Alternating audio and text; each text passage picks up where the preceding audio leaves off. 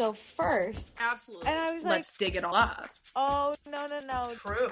You'll never guess. So sidebar. Yes. And also, I feel like I shouldn't have to remember everything. I know. Actually, I have to talk about this. 3, 2, 1. Hi, everyone. Hey. I'm Alicia. And I'm Meredith. And this is Also Podcast. We're back. We're better. Every day we get better and better. That's the beauty of us. We age like fine wine. And this episode, I hope, is going to be good. I like when we're doing 2 episodes. I like when we have 2 really good ones that we walk away from. It doesn't happen a lot because we're only so good. You know, we can only do so much. I mean, we had an iconic Summer House episode this week. I'm so it's hoping. like... I'm setting the tone. I mean, we will not reach that greatness, but we can reach greatness. I'm setting the tone. I want it. I want to match it. Okay, before this greatness starts, sorry to bring down the mood, check us out on Instagram, TikTok, YouTube, and Patreon. All the links are in our description, and please be sure to rate, review, and subscribe. Okay, Meredith, start us off strong with a small celebration. This one's a good one. Ready? Oh, okay. Remember when, I don't think I talked about this on the podcast, but you knew. Remember when I lost, or didn't lose, my passport was stolen in Italy? Yes, absolutely. So I got my full passport. Woo! I'm a 10-year passport holder again. And I got to keep that purple emergency passport. They mailed it back to me. Oh my God. Are you going to frame it or something cool? Yes. Okay. Because what an adventure. Cute. What an adventure that was. No, it actually will go with my bedroom because, like, there's purple tones in my bedroom. So, like, it'll look adorable in there. Oh my God, a travel girly. The cool aunt that's always getting crazy shit happening to her on her travels.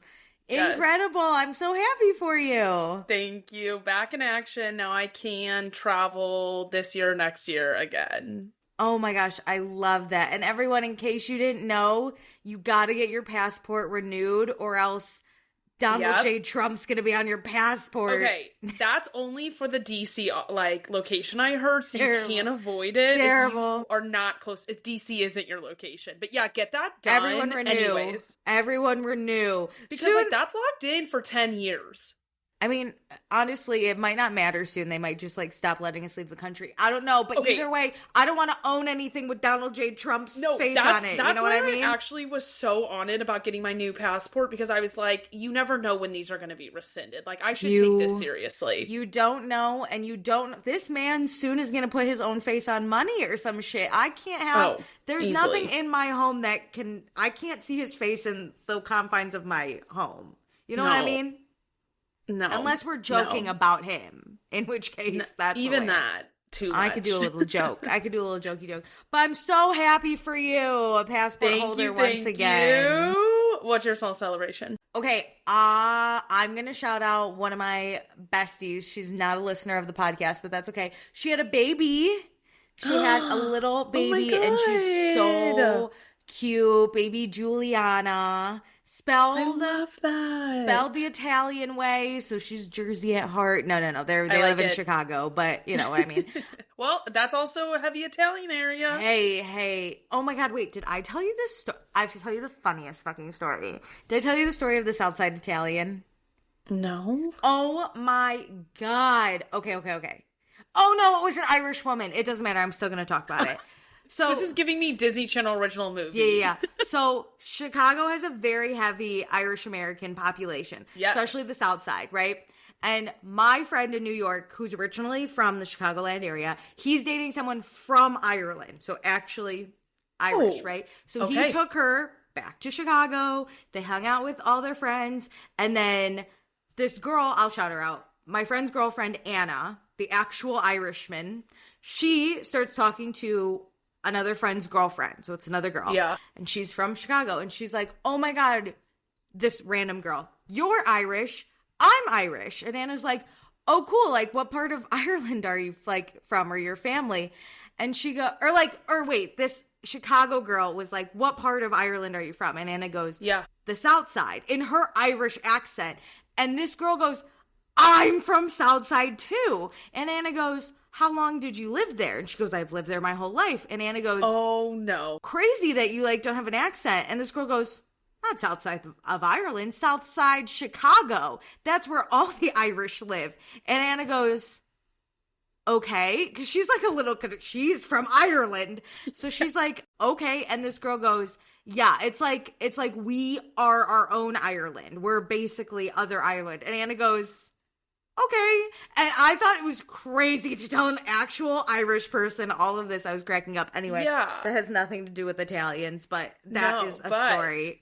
And listen, I never forget. To everybody's heritage, whether you're boots on the ground in a country or you have a subsidiary in a country that is nowhere near it. When Anna told me, I was like, isn't that the most embarrassing thing you've ever heard? Like, Anna literally left and was like, I hate Chicago. And I was like, I get it.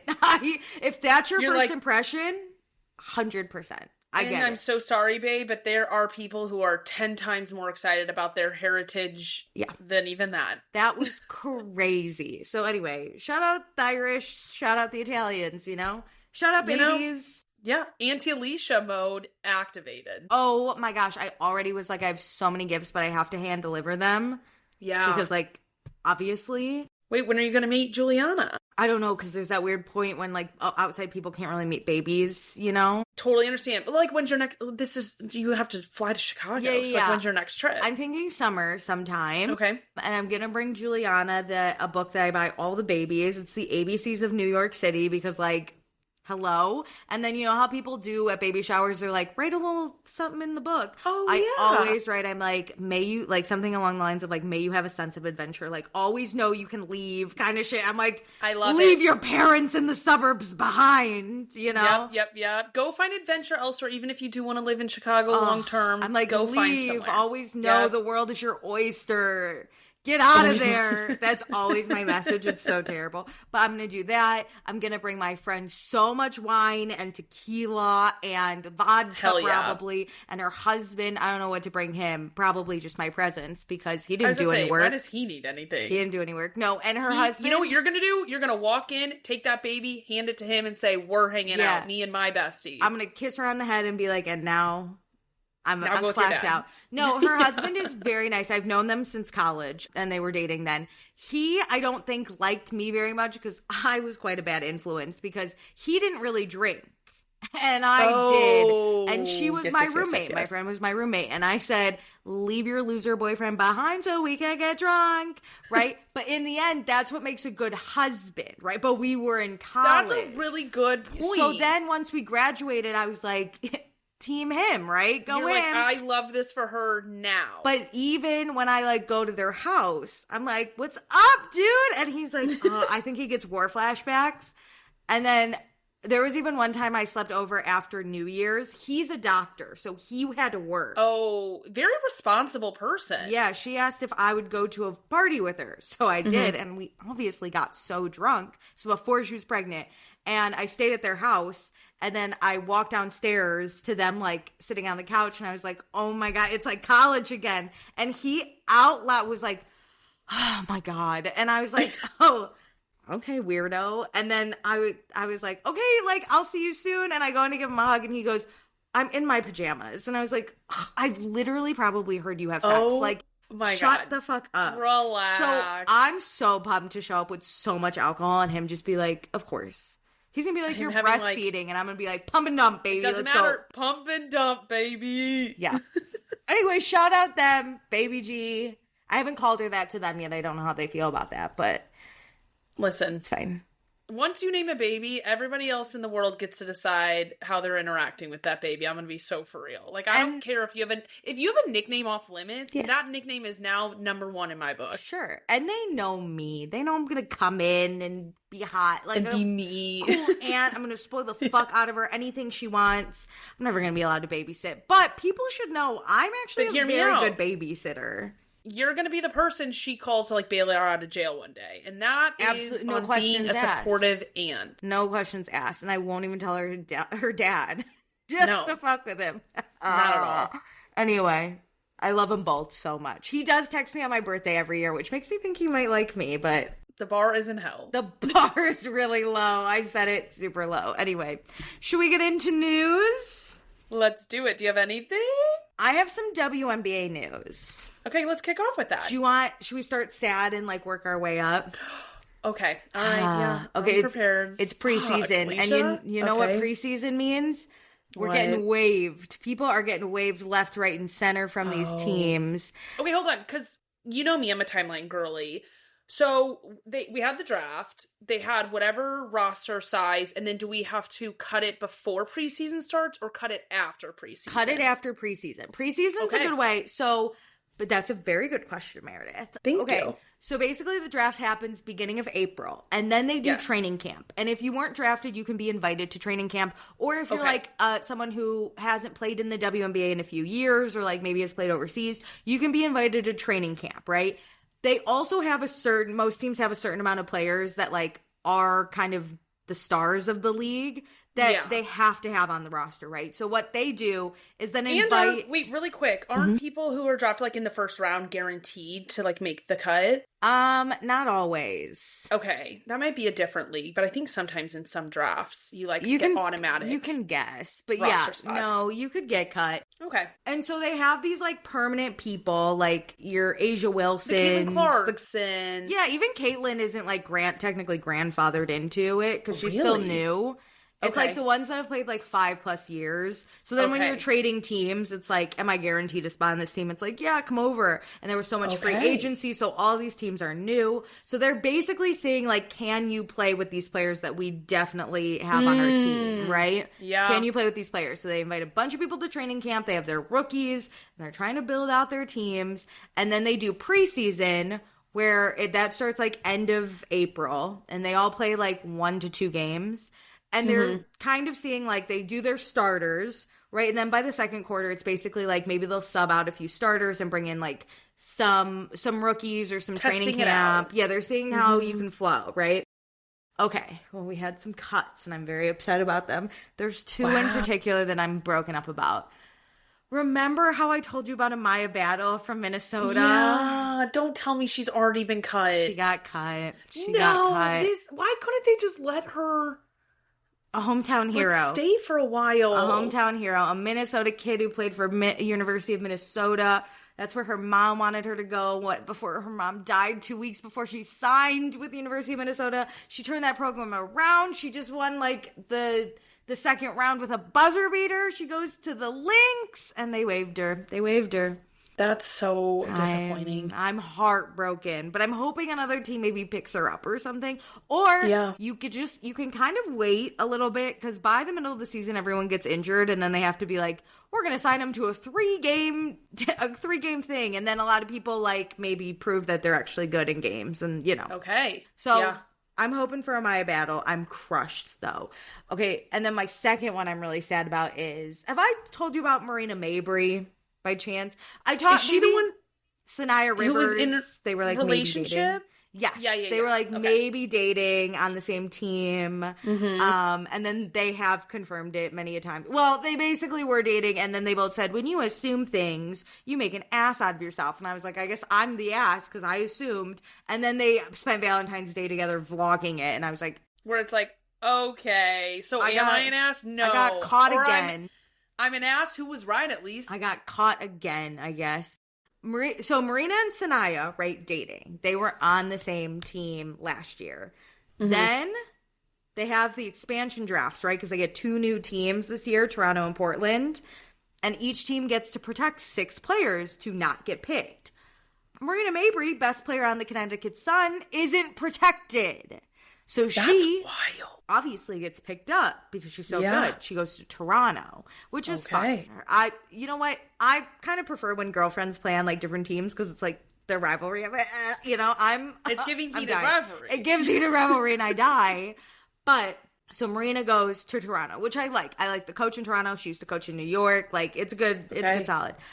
Marina Mabry's whole family has played basketball. They all went to Notre Dame. She has 2 sisters and a brother, right? Big basketball fan.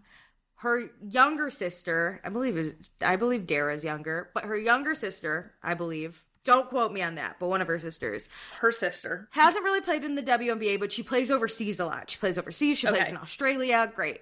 This year, Toronto signed her to a training camp. I was like, oh my God, sisters, which is extra fun because they're fun types of sisters. I don't like sisters who are like, we're besties and we would never fight and like we just always hang out. These are sisters where they might always hang out, but they fight. Like literally, their brother was doing like a TikTok and was like, I don't know why y'all are excited. They're just gonna fucking fight they're probably gonna like manhandle each other at practice. That's how me and my sister are. Yeah, same. And then they literally, you're so competitive that you like give the like fiercest energy because you can treat your sister like that. I would have punched my sister in the face and been like, that's not a foul. Are you crazy? Suck it up.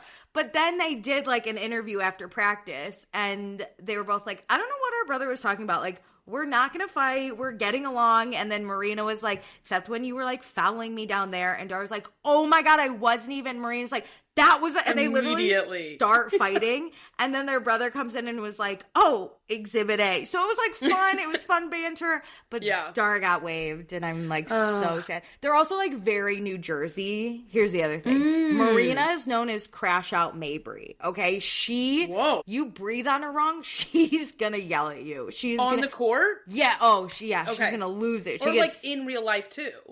Maybe. I don't know about real life. I wouldn't fuck with her. Think Jersey, but like maybe not Italian, not Jersey, but think like that type of attitude on a white woman. You know what I mean? You're like, ugh.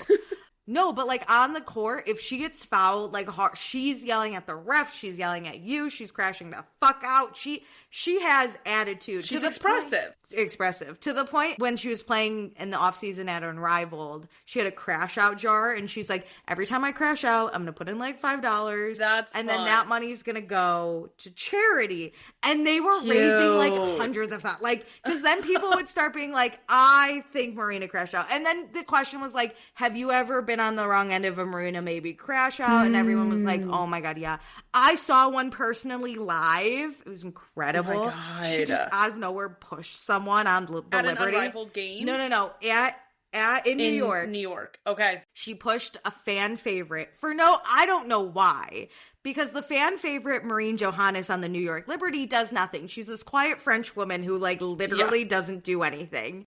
And yeah, Marina just pushed her and we don't know, no one knows why. And so Marina pushed Marine. Marine like pushed her back and was like, what the fuck? And then Sanaya, the girlfriend, came out of nowhere and then pushed Marine again. And Marina's like yelling at her. And I was like, what?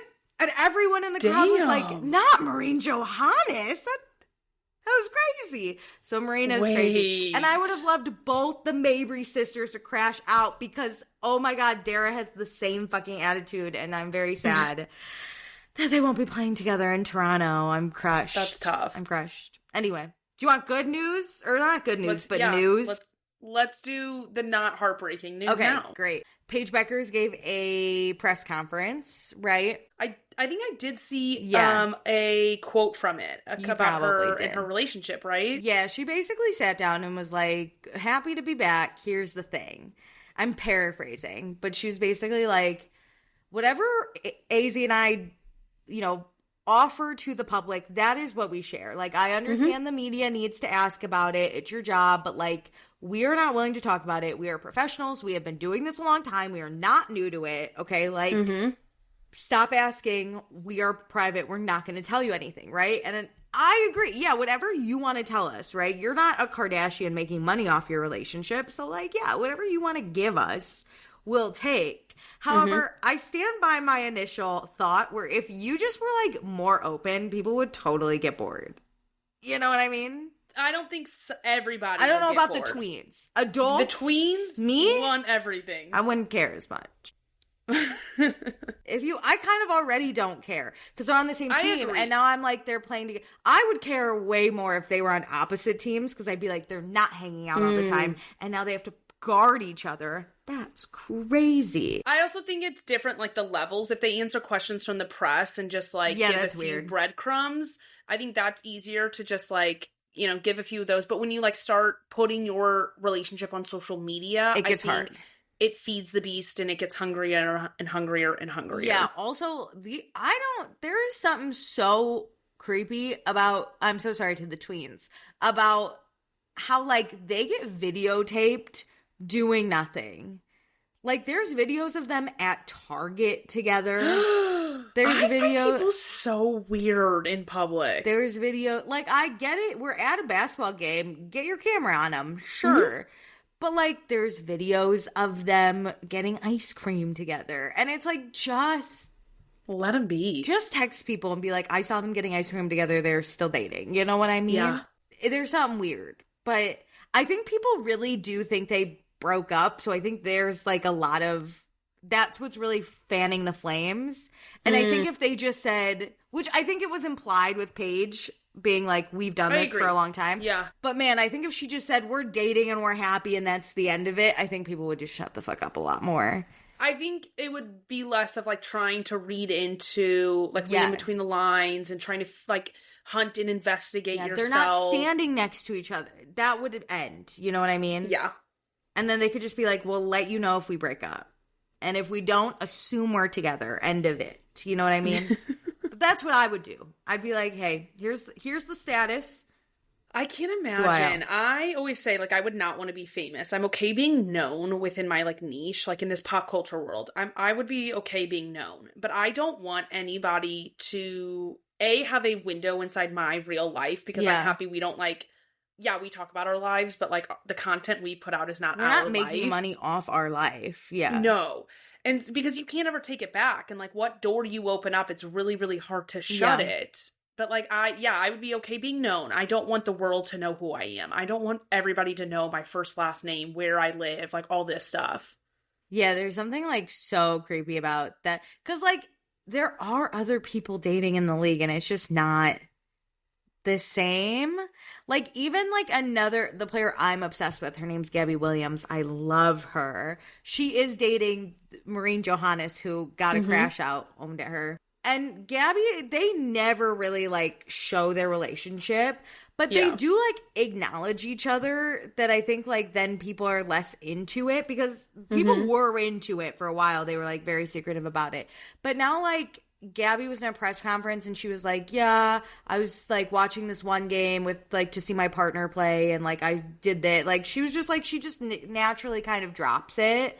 Yeah. And so, like, I think it makes it, like, okay, they're dating, great. If you see them together, it's not a big deal. But because Paige and AZ are, like, so young and it's a different generation, because Gabby and Maureen are our age. So, like, I think people our age are kind of, like... Well, I also think it's the private, not secretive. I think when you make it secretive, it does lead to an interest. Whereas when you're just private about it, but, like, it is a public thing, like, people do know about it, they just tend to leave you alone. That's it. Like, Maureen and Gabby will take pictures together and then, like, walk away. But, like, Paige and AZ they won't even acknowledge each other at this point in public. Yeah. Which I think's wild. But that's stressful to have to, like, plan your life around in both capacities, but I know. And then I did like what Paige said, where she's like, AZ got drafted first because she's a good player. I had nothing to do with it. I loved that. That's the quote I saw. That's totally true. Although, if I'm the coach, I'm salivating getting AZ to play with Paige Beckers again. They really do have chem on the court. Well, I was about to say, but that's not really their romantic relationship. No. They just already have that chemistry of being, I don't like, think prior their romantic players relationship together. Their romantic relationship had nothing to do with it. But yeah, I'm maybe if, like, Paige and AZ had never, ever played together and didn't even know each other, yeah, I would have went for the girl that was 6'7", maybe, sure. But I've seen what these two can do. Yeah, no question. I'm getting her first. It's crazy. Whatever. Anyway, that's it for WNBA news. Should we pivot? Well, I just want to say, doesn't the season fully start next week? Yeah. Yes, it does. Yes, so, updates are coming. I know some people have requested it. We love hearing about it. We like the pulse check on it. I think I'm going to do once we get kind of the roster set, I think if you're interested on our Patreon, I'll do another, like, single episode where I just kind of deep dive into the rosters and what I think, because it's very interesting with all the switches. I think that some of the bottom feeder teams are going to be the top this year. Ooh. So yeah. So I'll do that on our Patreon once the rosters are set. Give us an assessment of what was last season, because I know some people just get the news from you, which I love. Me. And then prep us for the season ahead. Love it. Will do. Okay, that's going to be our May bonus episode then. just this whole summer, it's just me being like, this is the update. Well, We still have to do our Q&A, but I never put up a question on our Instagram, so I need no That's fine. That's fine. That's fine. Okay, other news? Yes. Let's bop into Summer House really quick. Did you see that Wes Wilson's grandma was murdered? By his cousin, right? Cousin. That's crazy. You know what? Dude, I'm not even joking. Like, thoughts and prayers sent to that family. Not in a joking way. Even him. That's crazy. That's to sad. him, that's very sad. And that's like, you know, if it's your cousin, you got to deal with that part and your grandma dying. The family drama around that it's just my gosh, a lot. I think you know what? Just say it. Maybe going back to Missouri for a little bit, being around family out of New York, away from the scandal, will be quite helpful. I know it's a very terrible situation, so I'm sorry it's on these terms. However, actually, wait, on this, but like just Wes, none of the other stuff. A girl at my work has a friend who works with Wes Wilson's old roommate. Okay. Like 8 people. Listen, a girl at my work. Yes. Okay. We're kind of friends. Her friend. Yep. Works with Wes Wilson's old roommate. Okay. So it's only like 4 removed. 4 from degrees me. of separation. Yeah. It's not bad. It's like a friend of a friend. No, it's a friend of a friend. Yeah. But she said that when okay, my friend's friend who is at this work, she doesn't watch Summer House, but she said when the news absolutely broke, right? All the girlies were at his cubicle, like, absolutely. Hello, right? And the friend told the girl I work with that Wes Wilson's old roommate basically said he knew about this relationship for a very long time before the news broke. Whoa. Did they get like a timing? No. He wouldn't like divulge. And then I just went, how come I'm never roommates with the people that end up in a scandal? You know what I mean? Well, I just don't think we know people who do stuff like this. That's that too. That too. Also, we just don't have roommates. What's the most obvious answer? Because, I was like, was this a recent roommate? And she's like, I think it wasn't like too far ago. Like, it was pretty recent that he still kept it. Interesting. They still keep in touch and stuff. And so he knew about Amanda and Wes. If you're in a scandal like this, I can't keep quiet. I'm a yapper. It's coming out. Well, the minute I'm sitting in the office and some girls are like, did you watch Summer House last night? Wes and Sierra were really cute. I would have been, listen, I have tea. I'm Wes Wilson's old roommate. And he's actually not dating Sierra. He's dating Amanda. I still stand by what I said. I'm not really like mad or annoyed. I really am just like, it's when I see a Cybertruck. That's how I feel when I think of them. I'm just like, you guys are weird. I'm side-eyeing. When I think of JD Vance, it's the same feeling I get when I think of Amanda and Wes. It's just like, yuck. What are we doing here? I feel differently with Amanda because I'm like embarrassed for her that she would like go from someone so dumb to someone so dumb. I do think like, this is right up West Alley. The leaked audio has made me quite angry. My blood pressure was boiling, which we actually haven't talked about the leaked audio. There was 2 more. There was 1 billion. There was 2. I know. Well, really quick on that, people are saying related to the news part that I said with Wes's grandma dying. R.I.P. That's why he was so quiet. No, I'm sorry. No. I do and don't care what was going on with his family. No. You were here to film a reunion, and if you are quiet, then I'm going to be mad at you. It can be because maybe your grandma died and you knew about it at that point, but, like, I'm still angry at you for being mute. Also, Wes is, like, very public and speaks out and is like, don't put hate towards Amanda, put hate towards me. Yep. And Kyle said you were fucking mute at the reunion when all the hate was coming at Amanda. So, like, yeah, all the online bullying you're just going to ignore like you always do. So you're going to say, turn it towards me because, like, nothing's going to change. You don't say anything. So what do you mean turn it towards you? Yeah, because you're if he cared, he would be a keyboard warrior in there defending her in the comments. He's not. He doesn't do anything. He's such a blob. Anyway. Embarrassing. But yeah, the leaked audios were crazy. I heard all 3 of them. I think the second drop was the worst. I'm so sorry. I had such a fucked up. How safe is this podcast? What does that mean?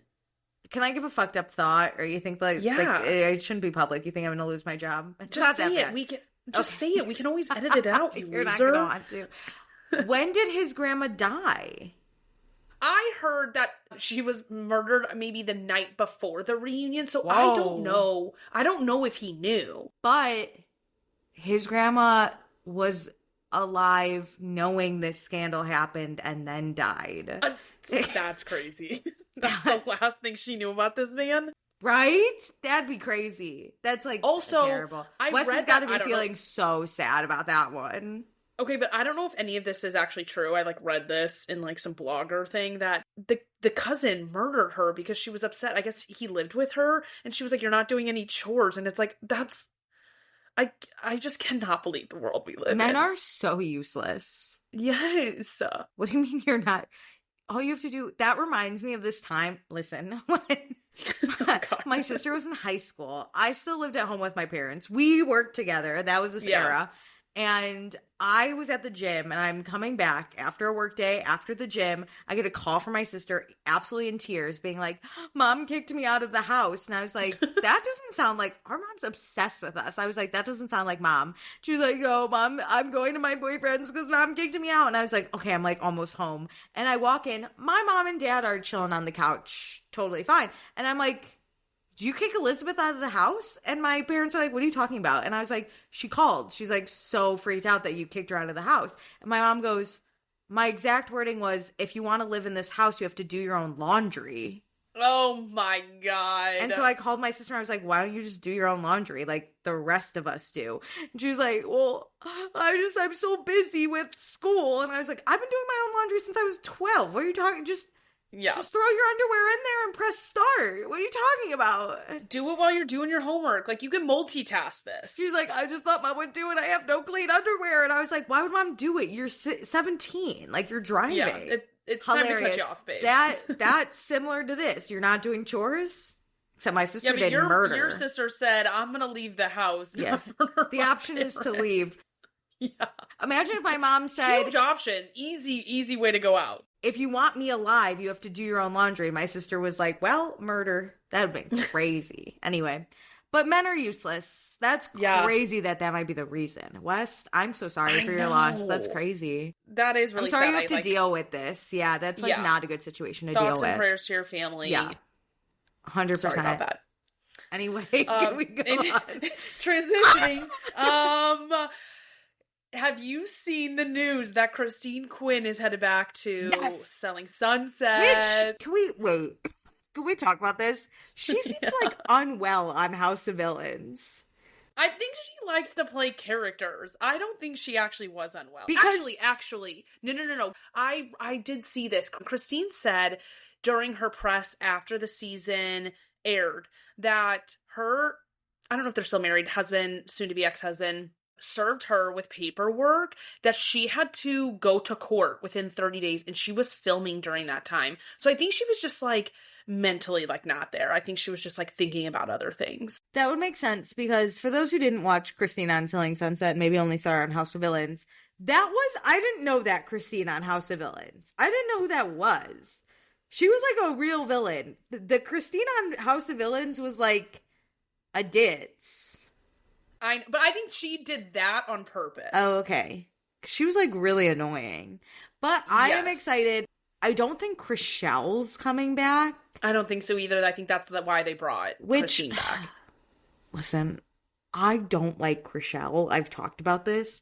That being said, she is the only liberal on the cast, so like I have to like her. I have to stand with her, but I could still dislike her. Yeah. I don't know what's going to happen on Selling Sunset. It's like one of the worst shows that still has a platform. I haven't watched in years. You've kept me up to date. And it's I will boring. not watch. But I will say I do appreciate Christine for the type of villain she is. And I don't like when people call for someone to be removed for a show because you don't like their character arc. Like, if they're a bad person, I understand wanting them removed. Like the Emmys over on Southern Hospitality. Like, you are actually doing damage to people. You need to be removed from your show. Yes. Christine is just a menace for the show. And you have to accept that people aren't normally like that if cameras aren't in front of them. Yeah, I loved Christine on the show. She brought a level of evil I couldn't even describe. And it wasn't even that bad. Agreed. It was just like... She's snarky. Like, she cuts you to your core, and I love that. The other women were so offended by her. Yeah. I was like, she's so evil. I love her. You know what I mean? And then she had like a black and red wedding, and I was like, she's evil, dude. I love her. You know what I mean? But I think that's the guy that's divorcing her, the one she got married to on TV. Which he was ugly, way ugly, too ugly for us even, let alone Christine. Well, he had a billionaire, money. So I do understand it, unfortunately. He had money. But they had like a domestic violence incident. So like that's when she filed for divorce. He's a bad person. I respect that from her. Like, she immediately got her child out of that. She's got to make her bag now, which... Yeah. They're going to take her back on the show because Chrishell's gone, and I think she was the only one that like didn't want to film with her. Which I understand. Their beef was the most intense, so like I kind of get it. That was my only thing with Chrishell, is that one time she didn't like someone, she'd be like, kick him off, and everyone's like, okay, we bow down. But like, Chrishell's actually a good person in real life, so here I stand. Hey, when you are the central unit of that show, you get to make calls like that. You know how people have comfort Republicans? Like, Chrishell's the opposite of that for me. Like, she's my uncomfortable liberal that I have to like deal with. She's the prickly liberal that like I don't want. That is so funny. But I have to support, because like your comfort Republicans you love, but like you cannot stand with them. The prickly liberals, I'm coining this now, you have to stand. We're on the same team. Dude, I just don't want to be. Other people, I want to tell you afterwards. I don't want to say it on this podcast, but I have some people who are definitely a prickly liberal for me. Prickly liberal. That's Chrishell for any... well, it doesn't matter. Listen, I get it. Any Publix, but that's mine. Is Chrishell's my public prickly liberal. Yeah. And then Whitney from Secret Life of Mormon Wives is one of my comfort Republicans, which is terrible. I understand. It's fine. Anyway. Well, can I tell you prickly Republicans you're probably going to have? Oh, great. Yeah. Love Island USA is coming back on June 2nd. And you know what? That this is going to ruin my life because Love Island UK premieres on June 1st. I can't do both of these the entire summer at the same time. Do UK. But US is more... That's what we cover. Moment. It's a moment. You know what I mean? Yeah, but... If I could pick what, and I could, but I like to watch shows from beginning to end, and I'm not caught up yet. I'm trying. I'm working my way through. But that being said, if I was caught up as you, I would be dying to just do UK. I'll only do US because I don't care about this show as much. My problem is, if it was just me making this decision, I thought about nobody else, want to do UK. For this podcast, and my friends watch USA. You are going to be out of the loop. Yeah, and I hate that. So I think I'm going to prioritize USA and do binges of UK, like on Fridays when I work from home. That's actually, and things like that. That would make the week go by. I know. Because I love binging UK. I don't think I could ever watch it live because I love binging it. Yeah. Like, I like just going immediately into the next episode and hearing Ian speak again.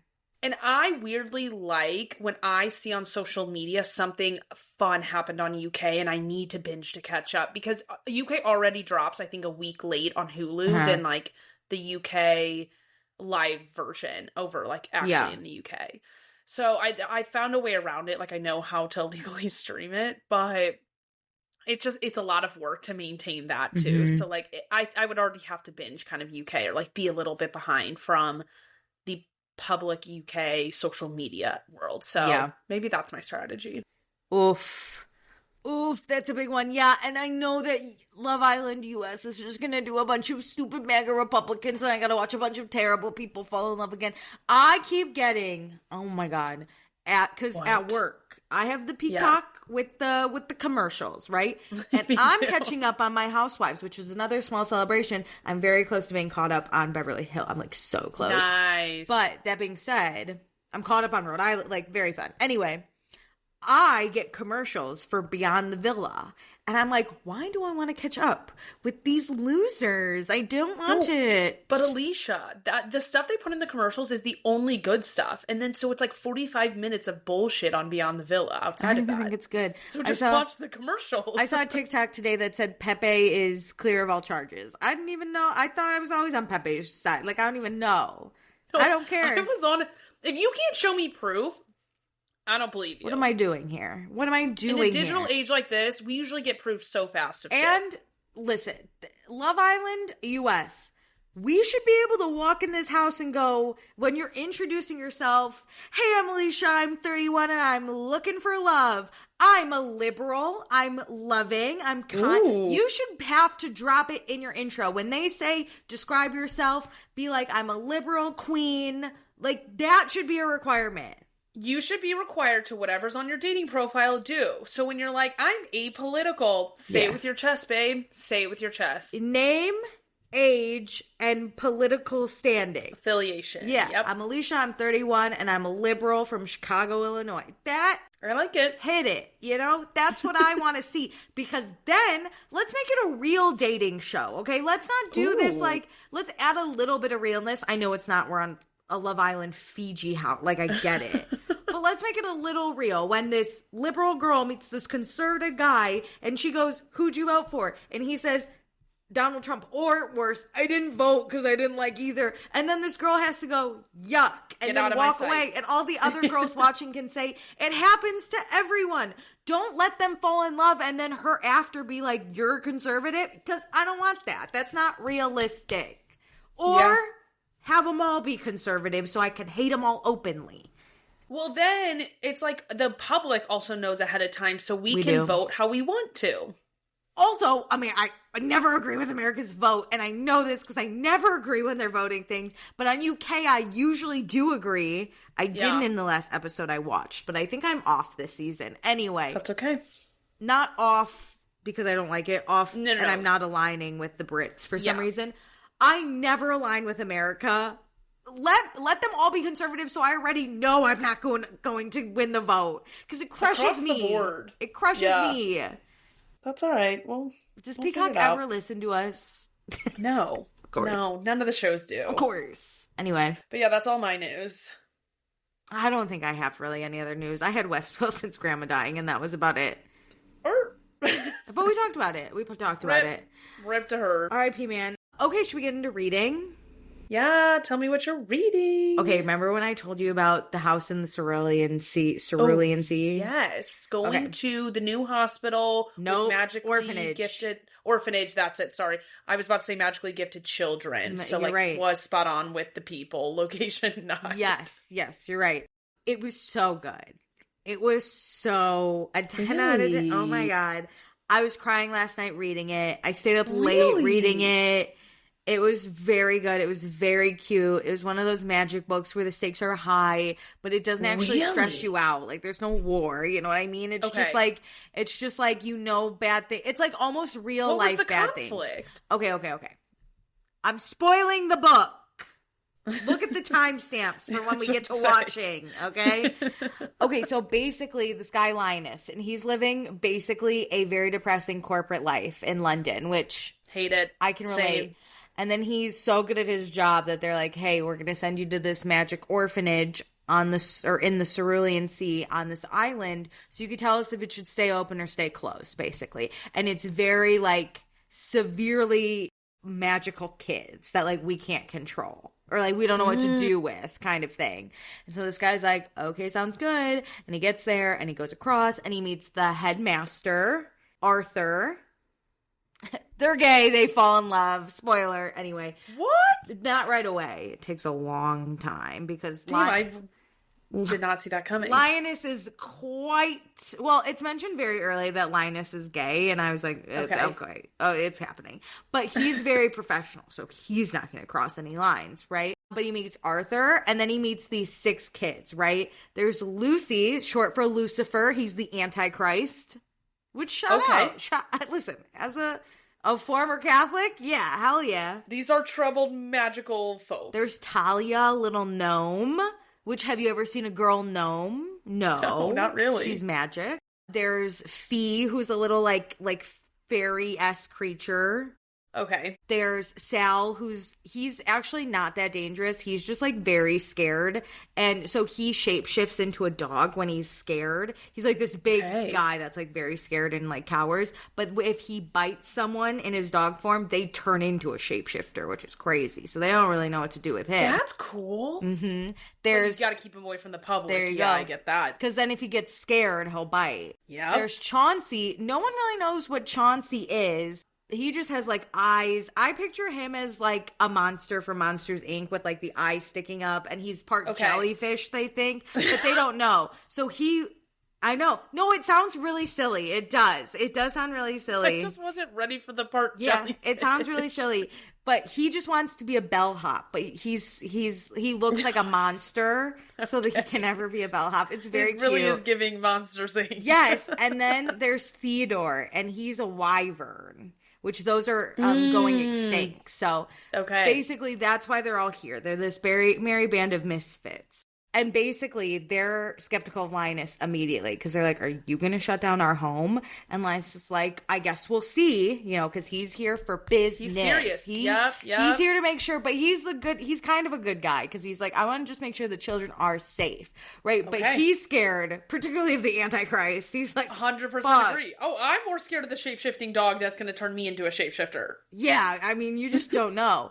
But he slowly, like, gains the kids' trust. He's there for a month on this island, right? And his biggest thing is, like, if we're isolating them and then we expect these kids to grow into adults and, like, go into the public, they're not around the public a lot. Like that's honestly, he was like, that's the only note that he has because he really does think, like, Arthur, the headmaster, is really, like, a father figure because these kids don't have fathers or mothers or anything. So he's, like, the parent.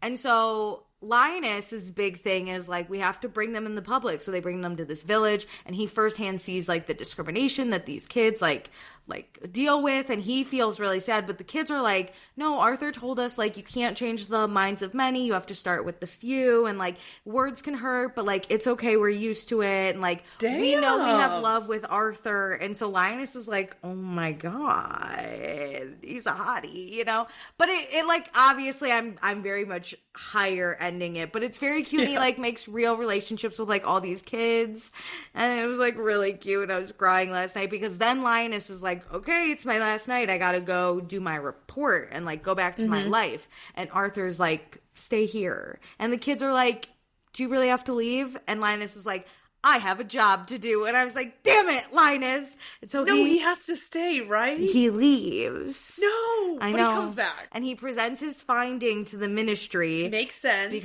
And they're basically like, we want to shut this place down because like, boo. Oh, that's the other thing is Arthur is also a magical creature, which usually these orphanages are not run by magical creatures. So they are very wary of Arthur. Like, so the ministry really doesn't want him running this. They're like, but that makes more sense why the kids are so bonded to him is like, he is one of them. They don't know. I mean, they know, but Arthur's never told them. They figured it out on their own because they're actually like all very smart. He's a phoenix, so he can like fire wings. A bird pops up. Yeah, crazy. So he's quite dangerous. He even has said like, I don't know the bounds to my power, right? So the ministry doesn't really like Arthur because he could fuck up the order. So then Linus goes back and he's like, this orphanage has to stay open. He fights for them. The ministry's like, get the fuck out of our sight. And so he leaves and then he waits around for a while. He's just doing his work day in and day out and day in and day out.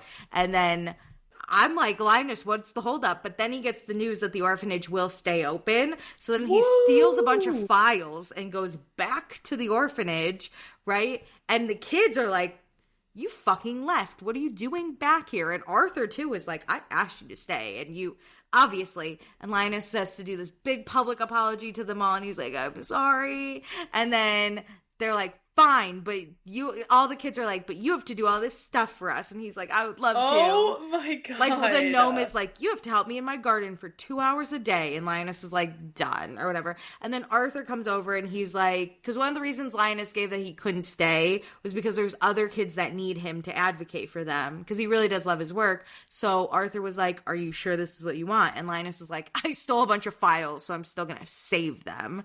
And then he's like, also, you and me. And Arthur's like, yep. And they kiss. Oh, and now they're my together. gosh. And now there's a second book. I just started today, so I'm only like 2% in. But it's from Arthur's point of view. So we're going to find out how he because his background is he actually was at the orphanage on this island, but he was told as a child. Okay. Whereas he tells his children, like, let's work on your powers and, like, you know, learn them, like, get them safe, but also learn control, but like also confidence in yourself, so you don't need to use your powers, right? When someone in the village is mean to you, instead of like killing them, Antichrist, maybe instead we like just ignore them. You know what I mean? But when Arthur was a kid in this orphanage, he was like locked in a cellar in the dark, and he's the phoenix, so he needs light, and so he couldn't have fire or else he'd like suffocate. So he like was told he's an abomination and he's terrible. So it's gonna be his story of how he like changed the orphanage. Wow. Yeah. So I'm excited. I like that follow-up. I know. I'm excited. But it's a really good book. It sounds very silly when you're like, there's like jellyfish. Like go through it quickly and hit the high points. I laughed out loud at some of the dialogue with these kids. Like, I was cracking up at the Antichrist. He is the funniest. His name's Lucy. He's so cute. He's just a 6-year-old boy who's like... Damn, 6. Yeah, he's that's like, crazy. I have spiders in my head. And Linus is like, yuck. Linus is like, what am I doing here? And Lucy's like, do you want to see? And he's like, no. Anyway, and then after I'm going to watch I'm going to read Project Hail Mary, because I just got that from the library last night. Perfect. Isn't that exciting? That is. Anyway, that's my book. Are you reading anything? I did start, is it called Role Models? The Troy book in the Heated Rivalry series? Yeah. That's a good one. I really like it. Okay, can I tell you something that I was very off base on? Yeah. And maybe this will come to Don't Tell Me. But for some reason going into it, I really thought Troy and Dallas Kent were... like hooking up, and clearly he had like a boyfriend on the side. Sorry. I don't know why, but I just thought gave it away of that, like, what? Yeah, no. The minute I read the first like chapter, it was like, oh no, that's not why they had like a falling out. Nope. No. You're not to spoil it. You're very off base. Because Troy like says that he had a boyfriend during that time, Adrian or whatever his name is. And like, it's like, oh yeah, no. Okay, so he did have a partner. Yes. I knew he was gay, obviously. And I knew it had to be a secret. So then I was like, oh, it has to be Dallas. Because you read the long game. Yeah. Okay, yes. That's why you go in order sometimes. But I get it. How far are you? Have you just cracked it? Yeah, no, not far. It's probably like 50 pages in. I really like this book. Actually, one of my favorite scenes, and they're going to have to do it in the show because it's mentioned in the long game, but you don't see it in the long game, is when they come out, when Ilya and Troy come out to each other. But that whole time when they're like at the bar, like them coming out. Definitely, it's referenced in the long game, and I am excited to hear about that. Yeah, because I think Ilya tells Shane, like, I came out to Troy, we went to the Kingfisher with all the queer NHL players, because Troy's gay. But, like, that actual, like, night of Troy going to the gay bar, freaking out, because he's very much like Shane. It'll be like reading Shane, where you're like, this boring, bad, what does Ilya say? He's bad at being gay. Oh my God, terrible. But, like, they go to this gay bar, and then they're walking home together, and I was like, that's, like, one of my favorite scenes in, like, the whole series. But I really Troy is such a different flavor of, like, vanilla. Shane's bad, like, being gay. Because Shane also is, like, autistic, so he's just, like, quiet and keeps to himself anyways. Like, Troy isn't fully that, so he's just, like, awkward because he's, like, so uncomfortable with who he is. Out. Yeah. And Harris is a great character. I love Harris. Harris is like opposite. Harris is great. It is hard knowing where they end up because I'm like, let's get on with it, people. Yeah. Obviously, you're gonna fall in love. But I would know that even if I hadn't read their story. Like, you just know who the two people are and that they're gonna fall in love. No, they're like very cute. But that's one of my favorites. And then, yeah, I'm excited for Troy in the second season. Because then in the long game, Ilya goes to like Harris's house with Troy and they have like, I like Troy and Ilya as friends because Ilya doesn't have a lot of friends. That's okay. I really I'm really excited for the arc of Troy and his personality, like separate from him being gay. It's like his old team was vastly different to Ottawa, and his friendship with Dallas Kent was vastly different than like how it will be with Ilya. And so I can't wait for that, even just personal growth of who he is to kind of see that journey. I think there's another scene I really like in the long game, or like it's in Troy's book, but in the long game it's mentioned again where like Ilya sees Troy's like going into his hotel room with like vodka or something. Liquor, yeah. And you see then the conversation Ilya and Troy have. Oh. And like it's so different of like what Troy is thinking because he's one way, but Ilya literally just mentions it and then moves on. Like he really doesn't ever think negatively of Troy. He's just like, I'm wary. But Troy in his book, he's like, Ilya hates me. And I'm like, oh man. You know what's another good comparison is that in the long game, Ilya often talks about how he's such a bad captain. And I've heard that in Troy's book, you know, it is shown how he is an amazing captain. Yeah. And actually I've already heard that because Harris has said like, oh, Ilya will stay at the hospital like with the kids longer than like the team goes. Yeah. So it is really cool to see Ilya like built out a little bit more. Yeah, it is. My only qualm with fucking Ilya was like in Troy and Harris's book, you like see a lot of the team bonding that Ilya really doesn't go to in his book because he's driving to go see Shane all the time. Oh. Like, and it's mentioned, this doesn't spoil anything, but Harris will be like, yeah, the whole team will be there. Ilya's usually like never there. He's always doing something on weekends. And you're like, he's driving to see his boyfriend.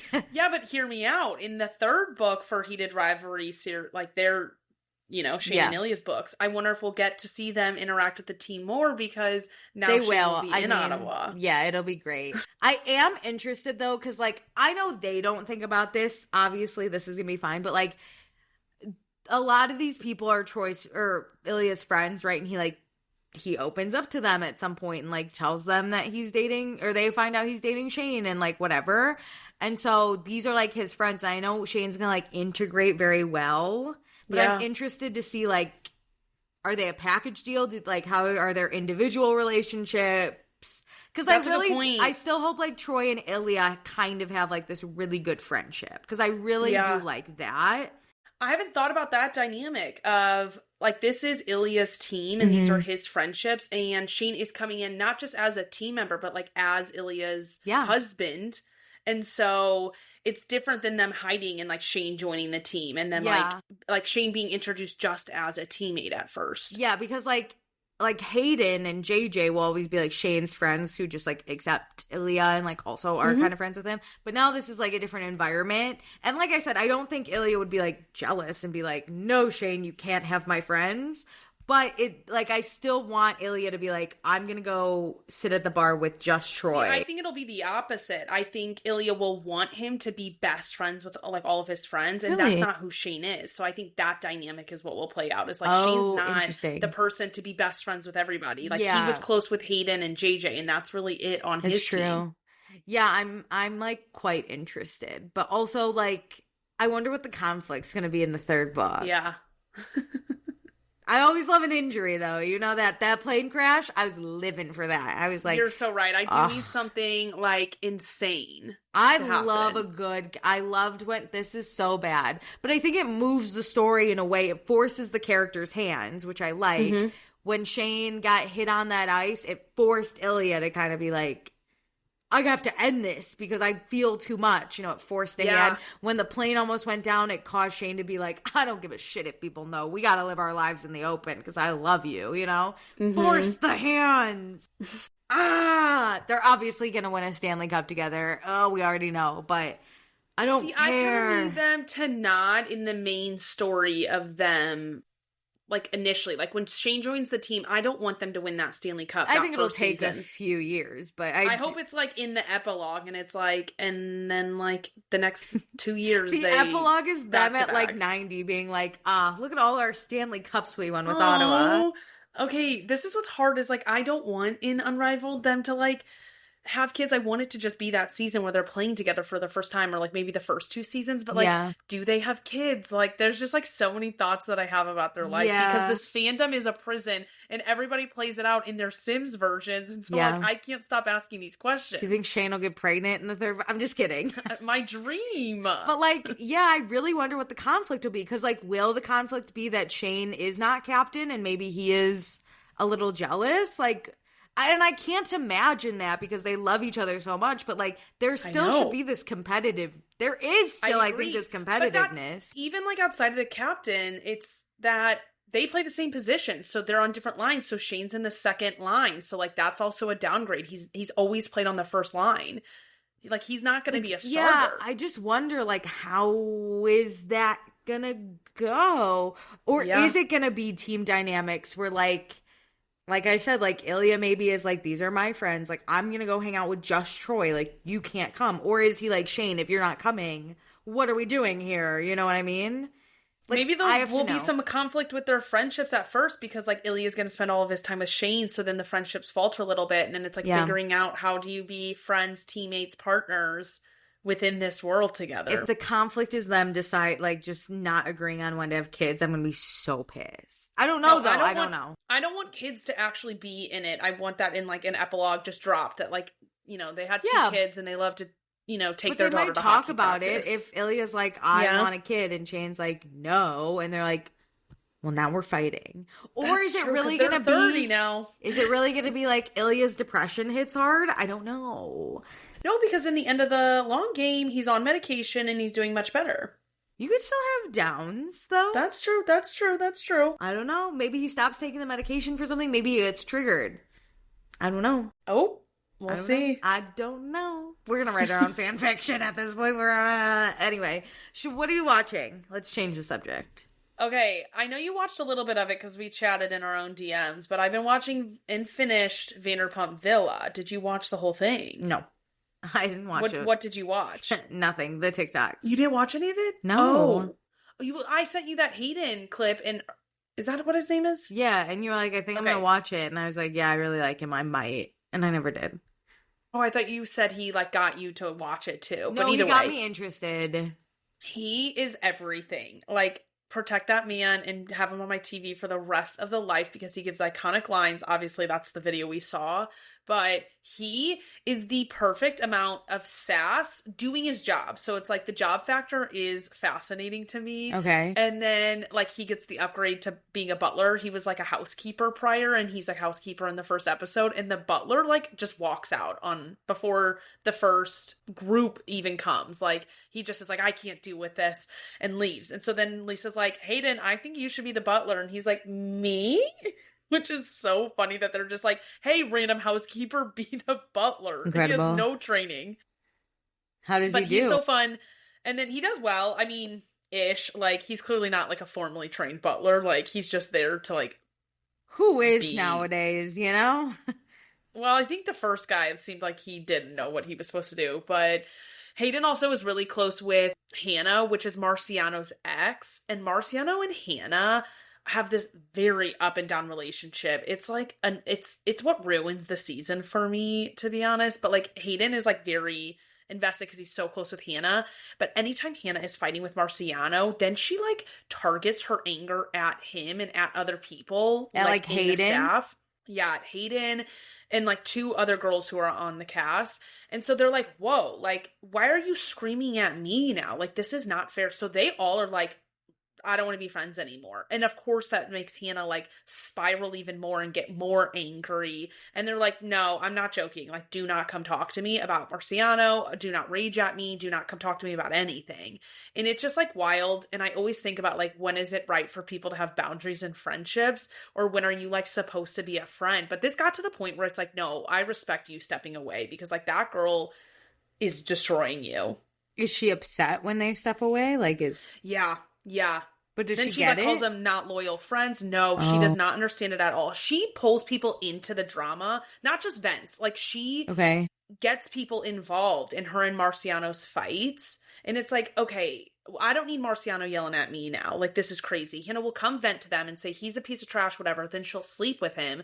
And they're like, I don't get why you're doing this cycle. I don't want to deal with this. Marciano will say that they're terrible for, like, speaking ill of him. And they're like, no, I'm not going to get involved. And then Hannah will start screaming at them. And they're like, no, I'm really done. Like, I'm not having both of you yell at me when you chose to get me involved in this. This Marciano guy He's terrible. He is something else, huh? No, the way he speaks to Hannah, like, he is a horrible person in my mind, because Hannah and him are not together. They dated like 5 years ago, and they have not officially dated since. They'll hook up like constantly. So it's like one of those things that they just like can't let go of. Is he hooking up with other people in front of her, like in the villa? No. He did kiss one person, which was in the reunion package, and Hannah did not know. But, like, it wasn't, like, in front of her. She didn't know at the time. But Marciano wants to be with her, but then he also obviously has this, like, Jesse Demi drama with the Mormon wives, and, like, that is a theme of the season because, like, the dad talk is coming, whatever. But Marciano's stressed because dad talk is coming. He and Hannah are like friends, I would say. They like have this way too ingratiated relationship where they like are trauma bonded together. So they do lean on each other. But then Hannah will go make out with some guy, like a guest. I think it's so weird the dynamic of this show, but like they all hook up with the guests. And so Hannah will like just kiss a guy, like just a light-hearted kiss. Like they're not going to have sex, nothing. It's just like they're all having fun in a hot tub. Villa? Yes. You can go and hook up with someone. Just wait. We'll get to that. So Hannah will like kiss someone, and he'll literally be like, how dare you do that in front of me? You did that to like make me angry. And she's like, I'm single. Like, we are not together. He'll like berate her for hours till the next day, like all this stuff. And then when the other girls and like Hayden are like, he treats you poorly, he shouldn't do that, he's like, no, I'm the only person who like has her back. And it's like, you just screamed at her for like 10 hours straight about how she's like a whore because she made out with another guy. It's so hard to watch their dynamic. Yuck. But it's good. Everything else is good. The Marciano and Hannah stuff doesn't kick off till like halfway through. Like it doesn't get bad until halfway through. So it is funny to watch these dynamics. A lot of them have been working together for 3 years.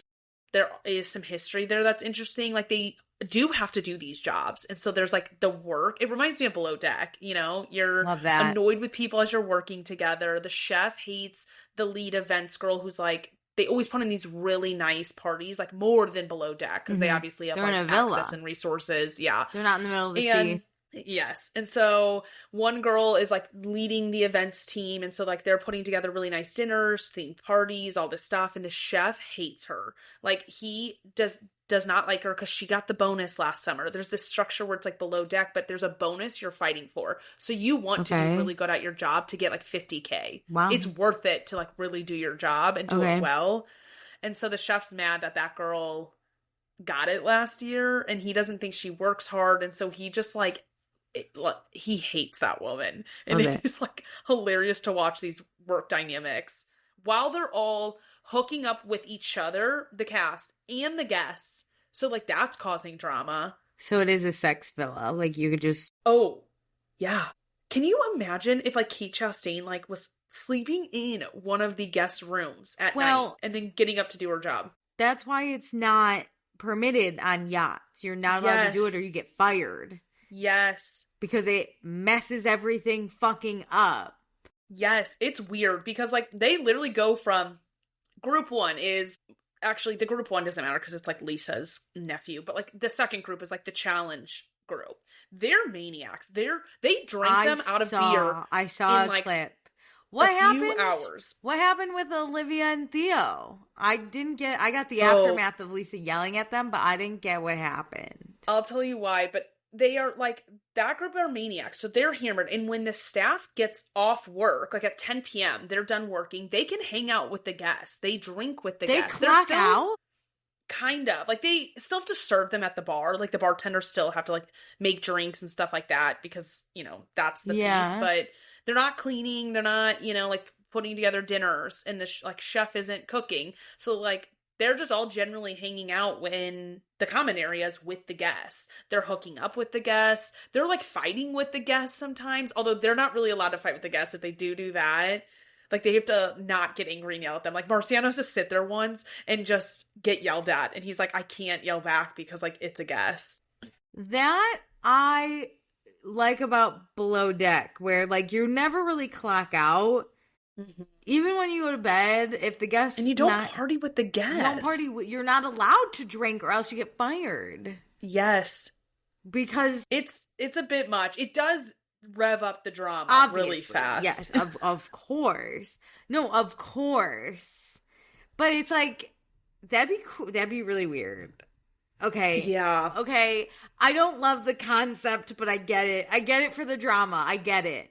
Yeah, it was interesting. It was definitely a brain dead show, I've been telling everybody. Like, if you don't want to think about things and you just want to go mute on a Sunday, you're hungover, this is the show to put on. Honestly, I haven't been hungover in a while, but this might be it. Yeah. You've only watched the newest season, though, right?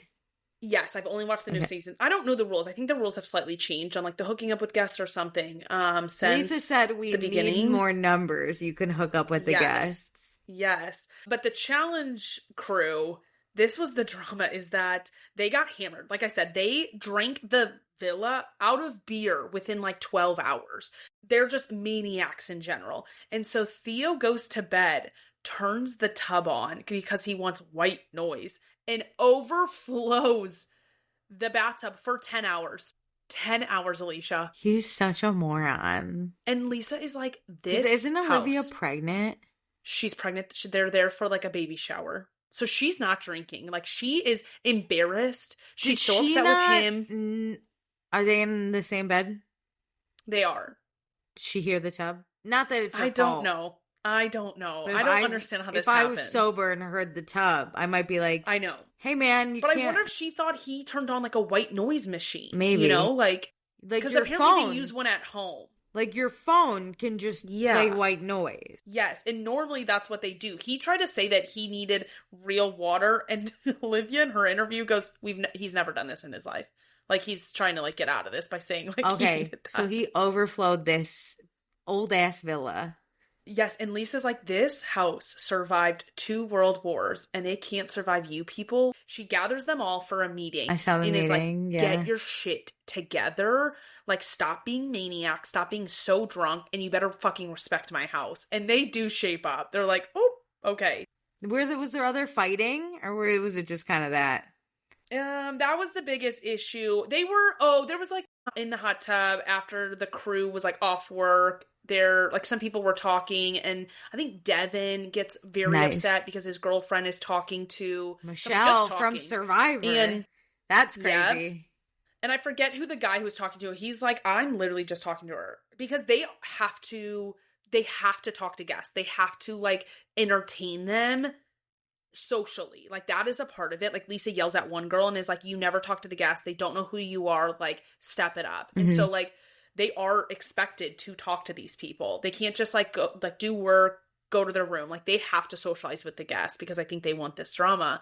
And so the guy's like, I'm literally doing nothing. And even Michelle's like, stop now. So there was like little tiffs between the group, but like Lisa doesn't know about them. Okay.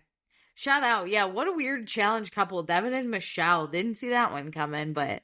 Yeah, I did not know they were together. So when he was like, stop talking to my girlfriend, I was like, who is your girlfriend? Because did you watch Michelle's Survivor? She won, right? Yeah. I did. I watched Michelle's, and I watched her first season on the challenge, but I think that was one of my final ones I watched. Yeah, so like, I haven't kept up with it. But yeah, I didn't keep up with it. And then I see on social media a like TikTok from Michelle, and she's like, me and my boyfriend, and I was like, is that Devin? Like, it was a shock, but okay, wow, fun. Okay, 2 more things I have to tell you though, because 1, Lisa loves someone more than Max. Again, it's her nephew. She is obsessed with him. Like, and I'm like, Max, who? Is her nephew working for her?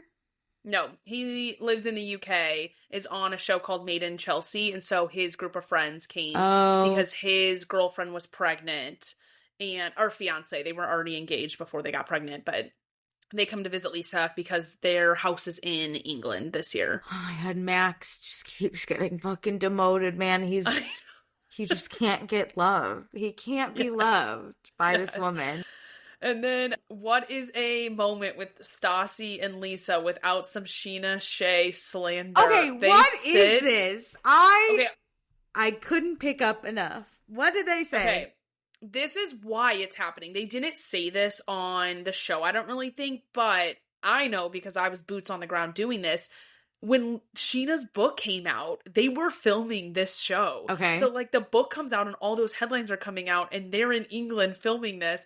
So, Lisa's revved up because Sheena basically said, like, Lisa made me do it all. Lisa's terrible in the book. Stassi and Lisa are sitting down. They have, like, their own lunch or dinner, I forget. But they're, like, gossiping about stuff. And Stassi's in her interview, like, I knew from the moment I met Sheena, she's a shitty person. And finally she reveals herself. Like, Lisa knows. Finally she reveals herself. No, but, like, Lisa's, like, understands where I'm at now. Like, fine. Lisa could have watched the show. I love Sheena. I know who she is. That's incredible. Yes. But I think it's crazy for Sheena to, like, shade Lisa. Like, she got you on a show, Get your headlines, girl. Whatever you want.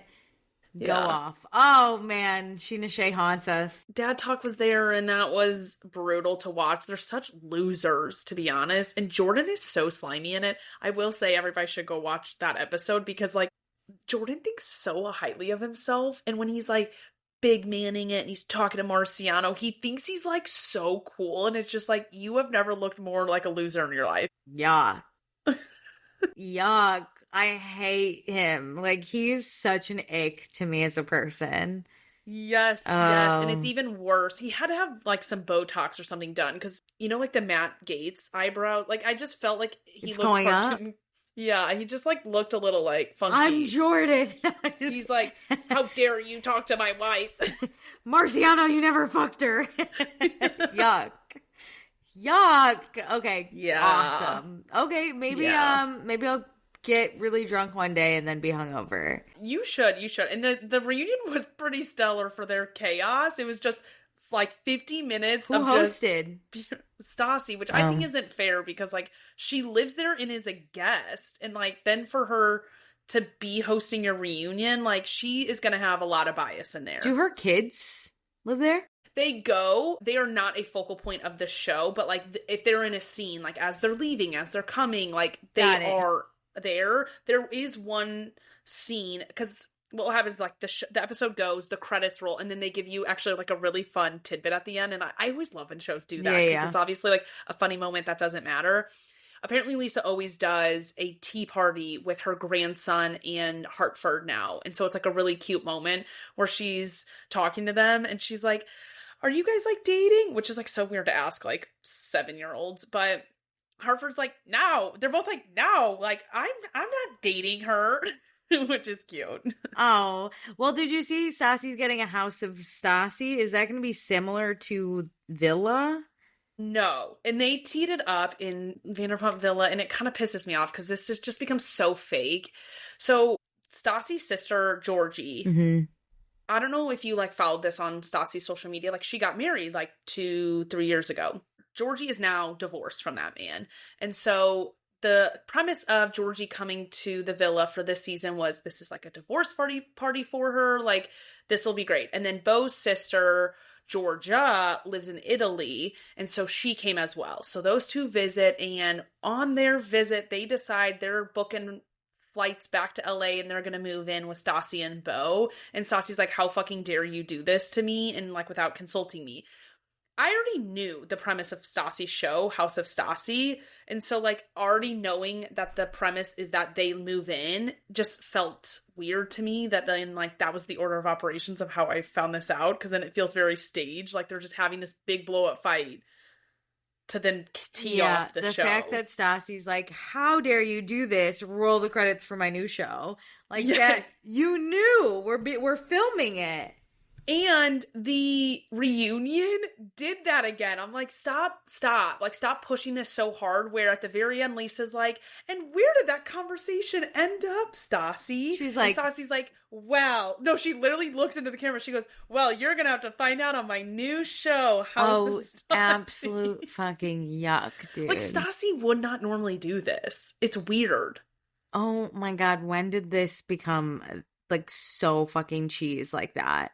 That is Hulu's brand. They, like, love to push products. Like, the Kardashians turn into a giant infomercial for, like, all of their businesses. And then with any connection to any show, Bravo, like, has a natural crossover, I feel like, with some people. And they just, like, tell you the person's name. And it's like, if you know who that person is, it's like, oh my God, there's, you know, James Kennedy's ex-girlfriend Allie was on Southern Hospitality this week. Mm-hmm. It's like, whoa. They don't, like, throw it up there and then, like, give you, like, a pitch to watch, like, old Vanderpump. Whereas, like, Hulu, they're always like, and our next guest is the crew from Love Overboard, a dating show on Hulu. It's like, and they're always like, from Hulu's latest hit. So it's like, stop. You're making this weird. You make me not want to watch these things. I don't think I can watch The House of Stassi. I have to watch it. I need to know. I don't know if I can. I'll let you know how good it is, and we can discuss. I don't know if I care. But okay, great. Can we do our Bravo roundup? Yes. Of all current shows? Okay, I caught up on Rhode Island. Okay. There's only 5 episodes that I could watch, and I watched them all. Okay, I can tell these women apart. I like Joellen. I don't know why people or the cast. I don't know much of what the public's thinking. Weirdly enough, I'll get into it, but I just finished today. On Joellen's side. I just finished today. Rula, come on, girly. His mom was in the hospital, and he still showed up to the polo event. Without a ring? Without a ring. Come on. And the mistress is posted? I don't even care about that. The everything else is stacked against him. Okay, people are saying maybe Rula and him have an agreement that it's okay if he steps out, just don't publicize it. But at that point, you need to behind the scenes tell these ladies you have that agreement. I understand not wanting to put that on the show. If you do have an agreement, that's your life. Yeah. But these women, Joellen especially, feels like you are being lied to and you are being, like, the wool is being pulled over like your eyes, and she needs to help save you. And then you're bashing her for telling you the truth. Trying to get her fired. That you want her to be honest with you, but you don't want her to be honest with you. You sat down at that lunch and said, no, I appreciate when people tell me, I'd rather know. But then when she tells you you're going to call her work and try and get her fired, that's crazy, Rula. What are we doing? Rula is trying to save face, and it's making her a villain to me. I don't feel bad for you anymore. I don't feel bad for Rula anymore. So I like Joellen. I like Rosie, which I don't know if that's a hot take. I don't really like Kelsey. Or is that do people like Kelsey and not Rosie? I like Rosie stirring the pot. You need someone like that. I hate when people don't like someone for stirring the pot. We need that. This is reality TV, baby girl. Mm-hmm. I think we're fine. I don't know how I feel about Kelsey. I thought the whole, like, she didn't tag me on Instagram. I wanted to die. I don't know what we're arguing about. Ashley, fucking freak. I can't. I don't think I'll ever like Ashley because I didn't like her on Bachelor in Paradise, like the one season I watched. So, like, it's unfortunate that I'll probably never really care that much about her. She is nails on a chalkboard to me. She hasn't cried enough for it. Like, at least do something stupid or, like, I don't know. Facts. There's nothing there. She's bland as her hell. And what's her man's name? Jared? Yeah, whatever. They're super bland. They go on a date and order some wine. Like, reactions, which, like, I don't honestly need because I'm doing that at home. I don't need somebody to do it next to the person doing an insane thing. Yeah, I don't feel any which way about Ashley. Like I said, Kelsey's a little annoying. I like Alicia. Shout out my namesake. That being said, girl, get your name on that pizza shop. I cannot stand by you. Yes, and the house. I cannot stand by you if he takes everything from you and then you go, how could he do this to me? But my thing is, how do you sit in that relationship and know that if you were to get married, you are forced into signing a prenup where you have absolutely nothing? But at the same time, in the position you are at, not married to him, you also have absolutely nothing. Yeah, girl. I like when they did the role play. And they're like, pretend I'm your husband. I don't know all the husband's names yet. But she's like, either. she really slowly kind of does it. And she's like, also, I don't want to have sex with you every night. I just want to watch Love Island. I was like, Jesus Christ. I'm worried about her, but I think she might be on the show so she can get financial But independence. I like her is the thing. I know, like I agree. her, but I think her decisions are super dumb and I can't back her. I'm worried about I'm her. worried about her. I like Liz. Liz is Dolores. I love Dolores too. Liz and Dolores, one and the same. Liz in her interviews, every time she's holding a cup, I know she's about to spit something amazing because she's always like, and let me tell you. I like Liz. Yeah, there's something really great about Liz. And her husband was a competitive fisherman. I was like, God. Liz. I don't even care if Liz had an affair with what's that guy's name? Like Bruno. I don't care what they are. It is not Bruno. It's not Bruno? It's more like Donnie or something. I know it's not Donnie, but like Bruno. I don't know. I thought it was something crazy. Like, I thought it was Bruno. I don't know. Okay, whatever. Yeah, whatever his nuts is. I don't know the men yet. I just have learned the women. I don't really need to. I think that's it, right? Or am I missing someone? I think that's it. Rula, Kelsey. Yeah. Okay. So my tops are Joellen, which is crazy, I think. Alicia, Liz, and Rosie. Those are who I'm standing by. In that order? Alicia. Put Liz in front of Alicia, but yeah. Joellen for sure. Joellen's got my back. Joellen might become, I was thinking about this all day. I want to think about Bravo Lebs that like I will never put hate towards. That being said, I think it has to be someone I've never put hate towards either. It's not someone now I'll never. It has to be from the beginning. Yeah. So like, you will ride or die. If they like committed murder, obviously you're turning against them. But like in a general sense, Real Housewives vibes. But like Lindsay Hubbard from Summer House, Candace Dillon. What's her name? Candace Dillard Bassett. Dillard Bassett. I was like, what's the last name? Candace Dillard Bassett from Potomac. I'll never turn against. You know that Joellen I might have Joellen on there. I don't know. I like her a lot. I can see it. I like her hustle. I like her too. She also does. Her sister is gonna sleep with her husband. Her sister is fucking her husband, but I like her. Oh my God, that was crazy. We gotta talk about this. I totally forgot about it. Joellen's sister stays in, is basically her live-in maid, which I guess great, with just her husband because Joellen's out traveling and shit. And so her sister comes over and like sniffs her husband's underwear and makes She didn't sniff it. He made a joke like, oh, how does it smell? And she goes, it tastes great. Disgusting. And Joellen's like, yeah, it's just a fun flirty. Nope. I hate to tell you. No. Because they dated in like 8th grade, like freshman year of high school. She likes him. Yes. Your husband sleeping with your sister, dude. Like I don't know if they are yet, but your sister wants to sleep with your husband. I'm on Joellen's side. Her sister, dead to me. I'm sorry. If I did choose to steal my sister's ex-boyfriend, where you can convince me that they never slept together, weird family dynamics, but you know what we're going to do? We're not living in the same town. You're not helping me with my kids and family. You're not having that proximity. When I'm not home? Hello? Even when I'm home, you're not cosplaying as, like, wife to him. Why is Joellen's sister doing the laundry? It's weird. I don't love my sister enough. No, Joellen, I love you so much. Your sister and your husband are fucking. Somebody said I can't wait for the season 3 finale because that's when that will come out. Joellen, I don't want it for you. Worried for you. Or if you get half the house, I do want it for you. You know, but she's the working girl too. So like, I guess she's not gonna be some like princess in a mansion like Kelsey. Joellen, get someone better already. Because first of all, why is my husband flirting with my sister? Why does my husband even ask my sister how his underwear tastes? That was weird. I don't feel like he's flirting as hard as like she's flirting back. Like she's definitely more intensely into it. But he's an idiot. All men are.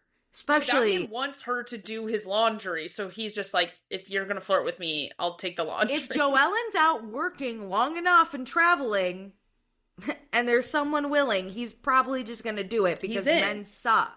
Yeah.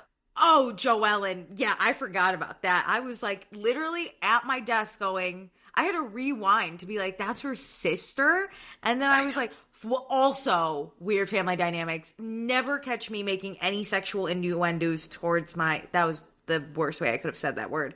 But never catch me saying anything sexual to my sister's boyfriend, husband, anything. Yeah. Right? That's No, I don't even want to think about them having sex. Why would I want to think about that in any capacity, just him? I hate to do this, but that's your brother-in-law. Yes. Okay? You're basically sleeping with your sibling. I have such brother energy with my brother-in-law. Nope. Nope. I can't even imagine. Imagining anything happening. No, yeah. Anyway. There's nothing weirder. I like Rhode Island. I like it a lot. Especially, it's amazing. They made a comment. They said that Newport water's cold. And I said, yeah, it is. I know. I'm Rhode Island girly too, in a way. Oh, I love watching them gallivant around this small little state. I love it. What else on Bravo are you watching? Southern Hospitality. Ooh. I am team Mia, Molly, Brad, TJ, and Justin. Yes. That when they go to, I can leave Justin out of this, but because he's part of the group. Kind of a shitty guy, so he's here. Yeah, and when they go, did you watch this week's where they're at Dominican Republic, and so that's their villa. That's their villa. I'm team Villa. That villa. I don't know which one, but okay. Can Michaels and TJ just date already? Why are they always fucking? Okay, wait. I kind of like it. I kind of like that they just like hook up on chemistry. No, I love it. I love that they even sat next to each other on the airplane.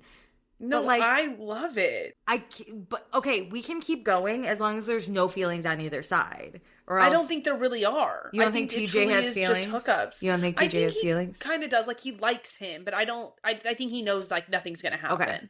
Okay. Like, he's attracted to him. Okay. I think he's more into it than Michaels is, if that makes sense. Like, I don't think Michaels would ever date TJ.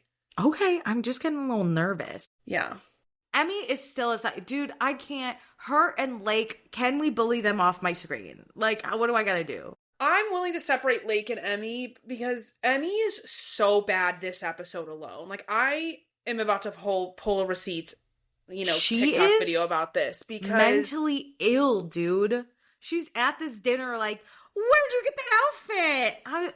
Mentally ill, this woman. Like, right?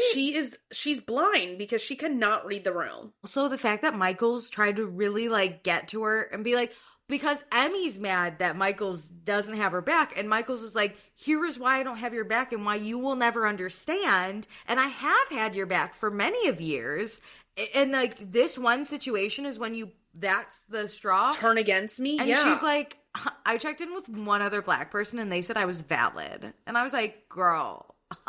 I think she's Hispanic, but still, a person of color. A person of color. But it is wild to me. Now she's angry with Michaels because Michaels isn't standing up for her. Like, even if Emmy had a leg to stand on in any of this, Michaels would not. Michaels would not get involved in this and speak negatively about a person of color when this has to do with microaggressions. Like, Emmy's like, there's no microaggressions. That blind. There's no microaggressions. When she said that, I was like, oh, you're done. You're done. And it actually pisses me off that Bravo hasn't said anything. Leva hasn't said anything. I understand not coming out and saying like she's off the show or anything and not making a final decision until the reunion airs. I understand protecting your bag. Unfortunately, that's the world we live in.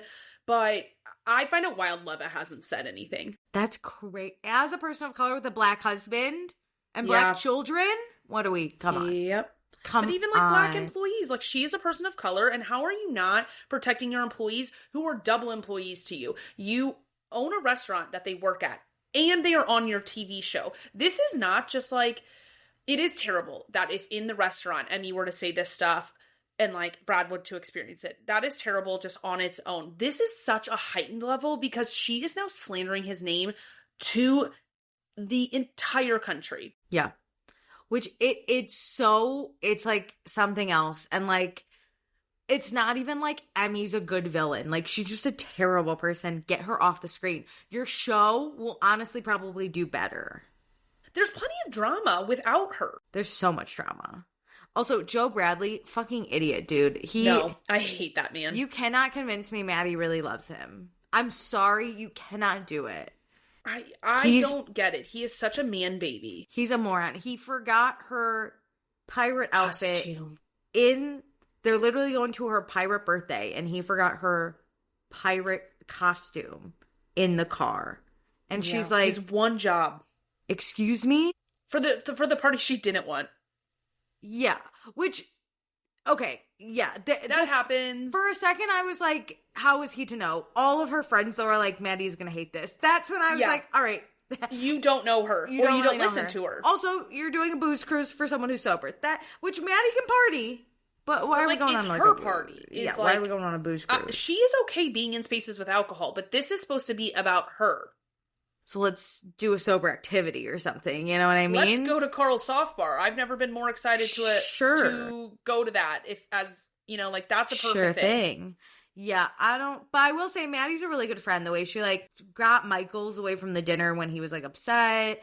Yeah. Yeah, but Joe Bradley, hot girl, Maddie, you could do way better. I just don't get it because he has like no drive at work. He is partying too much and using alcohol to cope with things and lying to you about it. So like all of that, not great. But then this episode, we see that he is a shitty boyfriend too. He doesn't know you and he can't like remember the one thing he needed to make you feel comfortable at a party you didn't even want. Like you drag this woman to a birthday party she didn't want, and you make her look like an idiot without a costume. Mm-hmm. Yeah. But we got Grace Lilly back on our screens. And I loved Leva going, what's the comment you made that made Joe and Maddie mad at you? And she goes, I'm not going to repeat it. And I was like, that's girl, smart. I agree, but girl, you already said it. She's now looking Lev in the face and being like, it's not that bad. I don't know why I wasn't invited. Well, I was like, girl. And they're going to run the tape on it. So, it's going to be said again on the show, whether you actually say it again or not. Yep. No, but she's been off ketamine a month. That's great. It's just hard to watch because she isn't or wasn't sober, at least at the start of the year. Mm-hmm. And so it's like, I want to root for her, but it's hard to know she already... I'm rooting for her in present day, but this storyline is tough to watch knowing what I know now. I will say it was hilarious, her looking at Leva and going, so like when I come back to Republic, and Leva's like, what? Girl, it's been a long time. You weren't even around. Dude, last sobriety year. aside, why do you think you could just be like, I'm gonna come back to work? It's been 3 years. Well, didn't she get like fired, or she like left the first she got season? Fired. Yeah. What are we doing? What are we doing, wavy baby? You know what I mean? You didn't even ask, like, would you take me back? You just assumed you were coming back to Republic. It's giving Joe Bradley when he's like, when you give me my own restaurant. Joe, what? When I show up to work on time one time and now I have earned my restaurant, Grace Lilly's like, I showed up, had conversation. Yep. Yay, I get job back. Hey, Leva, I'm next. She should put that on a t-shirt. So many people are like, hey, Leva, me next. Yep.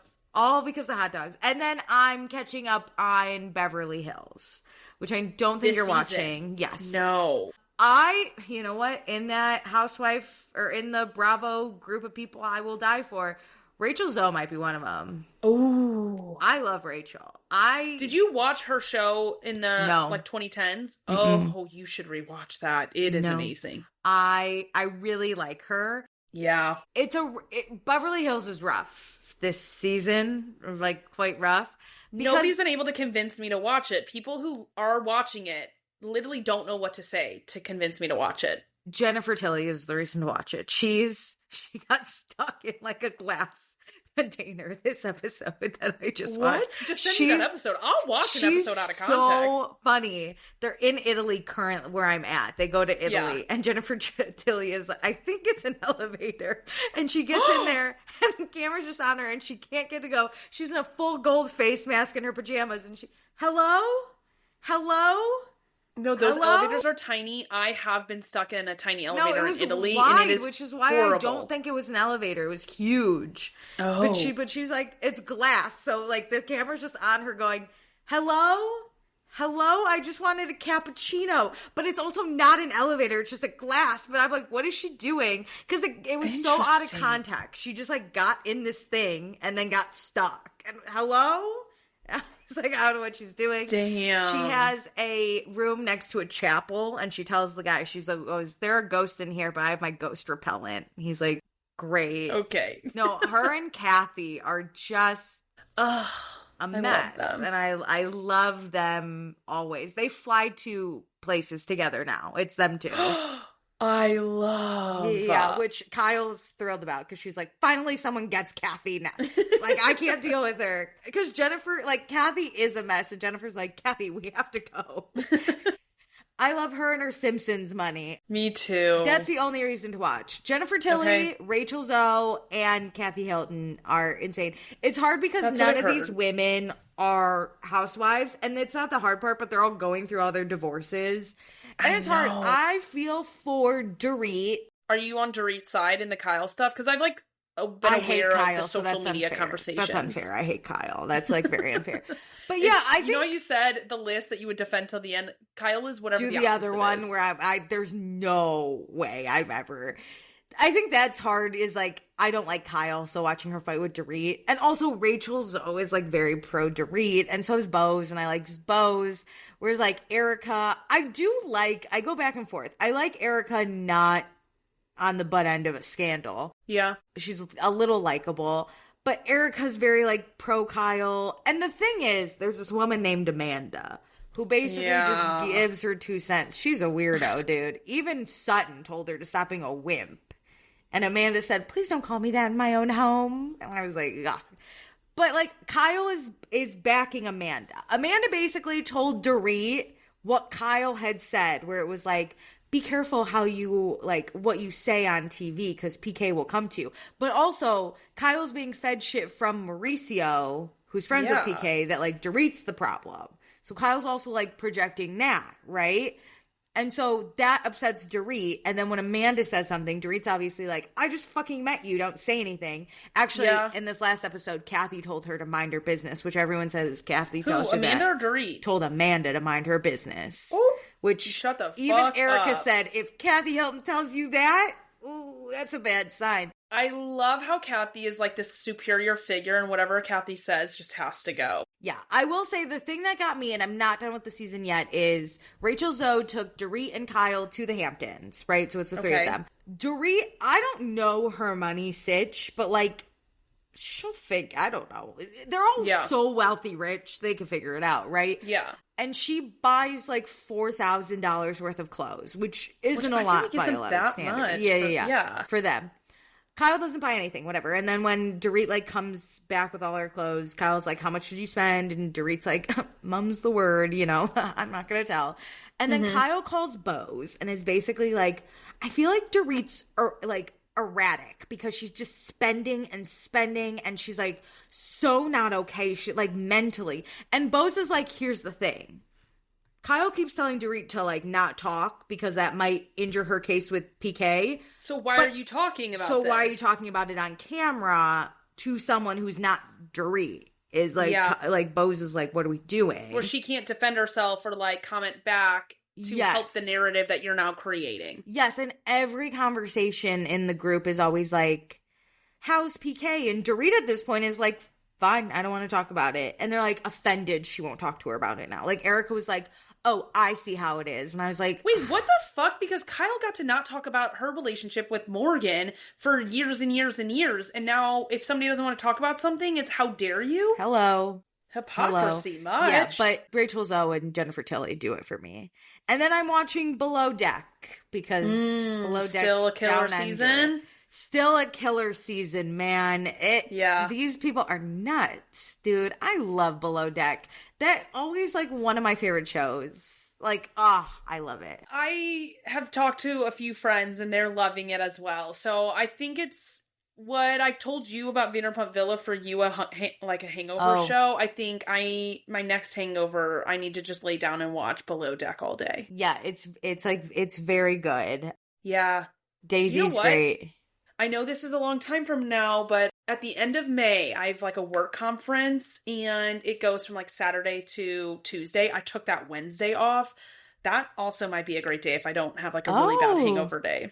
Oh my gosh. Midweek binge. It'll probably be over by then, so you can just binge it. Yeah. I love. Because I do love binging Below Deck. I usually do wait for the season to end, but I just needed something at work. It's such a bingeable show. I needed something at work that wasn't Real Housewives of Beverly Hills to just get me through my day. And so this is it's a great surprise every Monday because it's on Peacock. I'm just like, I love it. So yeah, 10 out of 10.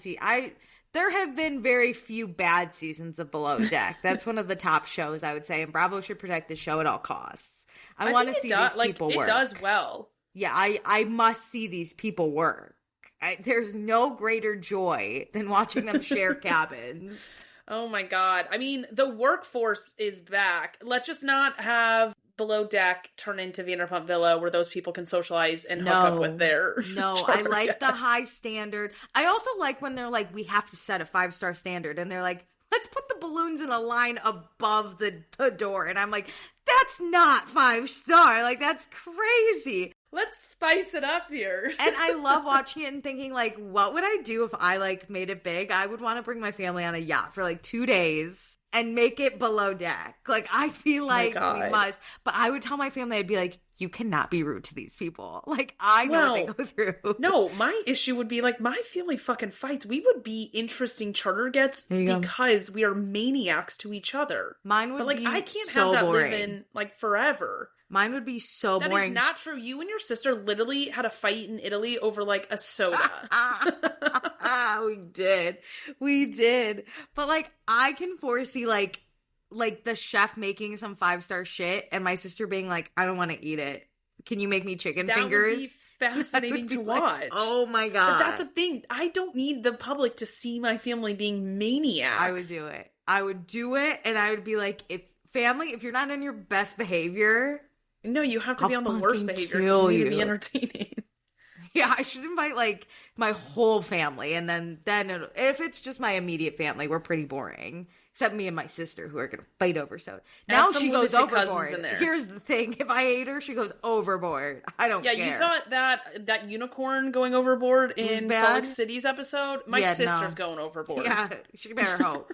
Sure hope she can swim. Actually, I think the public would find my brother quite entertaining because when he's in a body of water, he floats face down and he looks dead. And my mom has to tell lifeguards at pools, he knows how to swim really well. Yeah. He just likes the feeling of floating. He's doing a bit. And he looks dead. And he can hold his breath for a really long time. That's so kids scary. Are fascinating. But he looks dead. And then he comes up really quick and then just goes back down.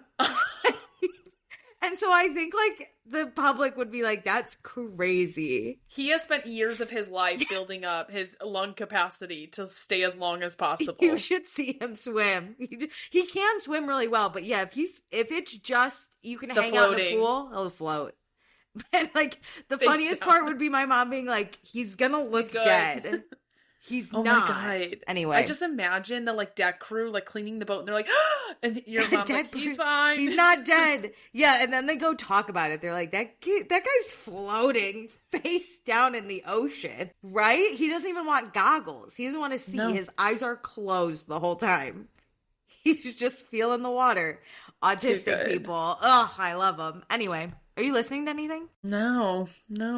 Me neither, really. Should we be? Probably not. It's okay. No, because then it's just me listening to Noah Khan, and I don't want spring to be depressing. Ooh, how was the album, though? We talked about it last week. You said you were gonna listen to it. No, I had listened to it. Yeah.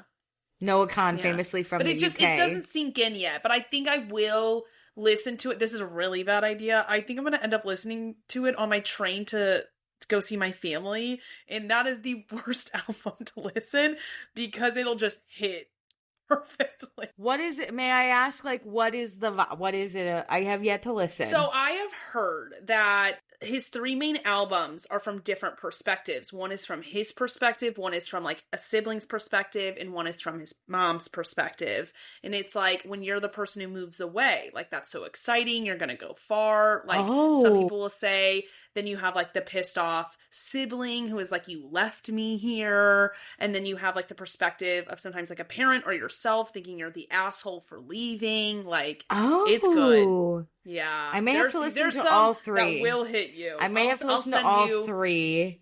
Because they do have some mirrors. Like, okay. I know not everybody loves Taylor Swift, but I feel like Taylor Swift mirrors some of her songs really well. And the albums really do mirror each other, and some songs mirror each other. That I'll send you some specific ones from this album that will cut you to your core. I would love, because as we know, I know very little about Noah Khan. I didn't even know where he lived. Well, now you do. He is an Vermont. American. He's Vermont. Stick season. New England. It's the season of the sticks. Saw her mom. She did something about the grocery store or something, right? Sure. Yep. Okay. You're getting there. Great. Okay, well, do all the things I mentioned at the beginning of the episode. And with that, love ya. Thanks for joining. Bye.